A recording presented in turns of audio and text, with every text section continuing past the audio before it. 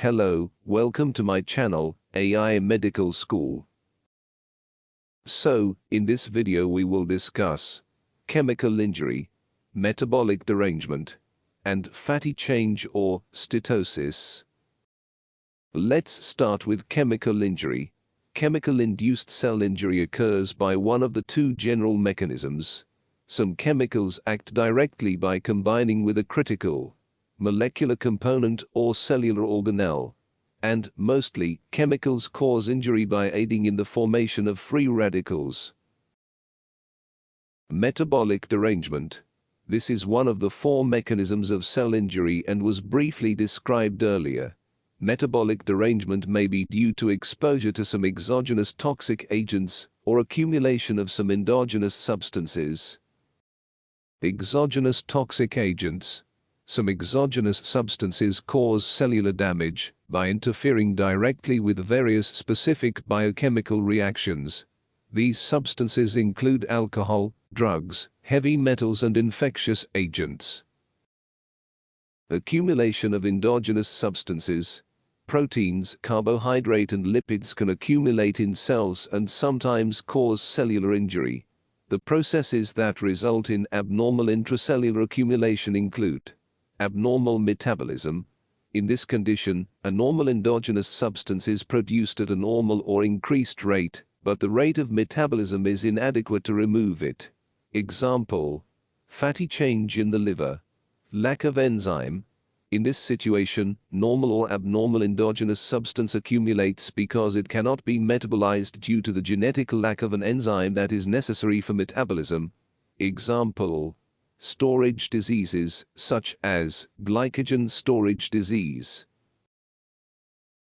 This slide can be important for you because in this table you can see the effects of substances if it accumulating in tissues as a result of deranged metabolism. Example: if water accumulate in tissues so cause edema. Let's take another example. If bilirubin accumulate in tissue or increase level of bilirubin cause jaundice. Our last topic of today's video is fatty change or steatosis. Fatty change refers to any abnormal accumulation of triglycerides within parenchymal cells, leading to an absolute increase in intracellular lipids.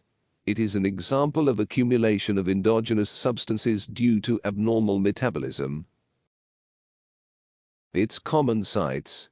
Number 1. Liver. The most commonly affected organ because it is the major organ involved in fat metabolism. Number 2. Heart. Number 3. Skeletal muscles. Number 4. Kidney. And number 5. Any other organ.